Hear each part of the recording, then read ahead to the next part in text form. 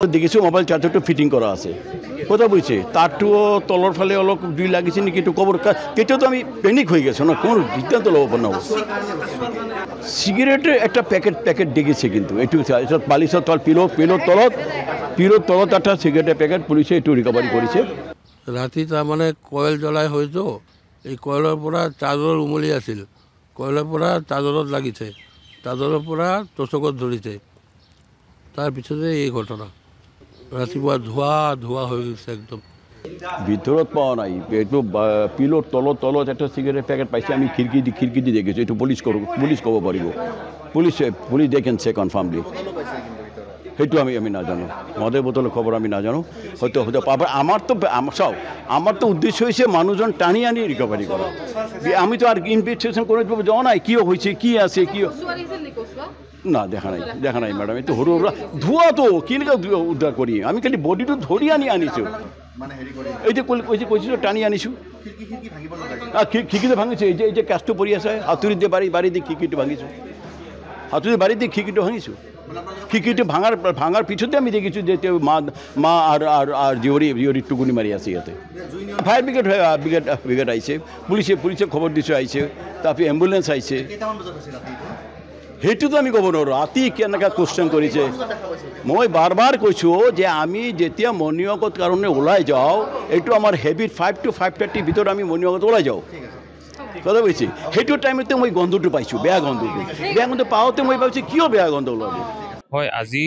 কামাখ্যা নগৰত 4 number bylane Barua ভৱনত এটা ঘটনা হৈছিলে যে এই হাউচ নাম্বাৰ 5E তাতে আহি পেলাই যেতিয়া বাহিৰৰ পৰা দেখিলে অলপ ধোঁৱা ওলাই আহিছিলে ইমিডিয়েটলি লোকেল মানুহ তেওঁলোকে আহি পেলাই ৰেছপন্ড কৰিলে ঘৰৰ ভিতৰত মানুহ অলৰেডি আছিলে দেউতাকজনৰ নাম সুব্ৰত চক্ৰৱৰ্তী তেওঁ ৰেলৱেত কাম কৰে তেওঁ দৰ্জাখন খুলিলে আৰু যেতিয়া চেক কৰা গ'ল তেওঁৰ ৱাইফ আৰু ছোৱালী ডাঙৰ ছোৱালী দীপশিখা চক্ৰৱৰ্তী আৰু শৰ্মিষ্ঠা চক্ৰৱৰ্তী তেওঁলোকক মানে বিচনাতে শুই থকা বুলি যেন ভাবিলে আৰু যিহেতু আনকনচিয়াছ অৱস্থাত আছিলে লগে ৰেলৱে হস্পিটেললৈ লৈ গ'ল মালিগাঁও কিন্তু তাতে তেওঁলোকক মৃত বুলি ঘোষণা কৰিলে আৰু গোটেই ঘটনাটো আমি গোটেইটো চেক কৰিলোহি আমাৰ ফৰেনচিক টিমো আহিলে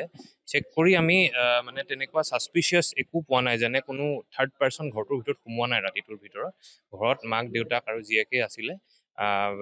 দেউতাক এটা বেলেগ ৰুমত আছিলে মাক জীয়েক বেলেগ এটা ৰুমত আছিলে আৰু কোনো ধৰণৰ কাটিয়া পেচাল বা তেনেকুৱা কোনো আমি একো এভিডেন্স পোৱা নাই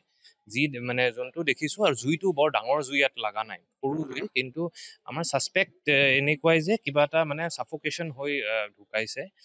এইটো এটা খুব এটা আনফৰ্চুনেট ঘটনা কিন্তু যিহেতু এনেকুৱা এটা ঘটনা হৈছে আমি কমপ্লিটলি চাইণ্টিফিকেলি আমি গোটেই ইনভেষ্টিগেশ্যন অলৰেডি আৰম্ভ কৰিছোঁৱে আৰু পোষ্টমৰ্টেমো হ'ব আজিয়ে পোষ্টমৰ্টেম হ'লে আমি একজেক্টলি গম পাম মানে ইয়াত ঘৰৰ ভিতৰত বিভিন্ন জেগাত বহুত চিগাৰেট খোৱা মানে চিগাৰেট খায় বাৰু হাজবেণ্ডেও কৈছে তেওঁ চিগাৰেট খায় বা ৱাইফেও কেতিয়াবা খায় কিন্তু সেইটোৰ পৰা হ'ব পাৰে কাৰণ বাকী কোনো ধৰণৰ শ্বৰ্ট চাৰ্কিট বা তেনেকুৱা ধৰণৰ কোনো এভিডেন্স নাই সেইটোৱে আশংকা তেনেকুৱা আমি পোৱা নাই আমি জুই জ্বলা বস্তু অকল ইনফ্লেমেটৰী সেইটোৱে পাইছোঁ আৰু মানে বহুত ডাঙৰকৈ জ্বলা নাই জুইটো যোনটো দেখিছোঁ সেইকাৰণে পৰ্দা চব ঠিকেই আছে অকল জাষ্ট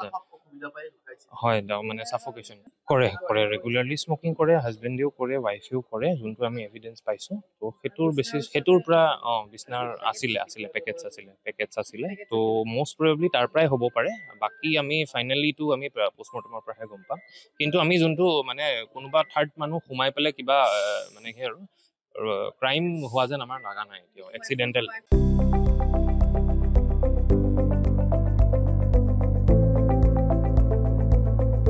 NB নিউজ সহজ সৰল ভাষাত নৱভাৰতৰ কথা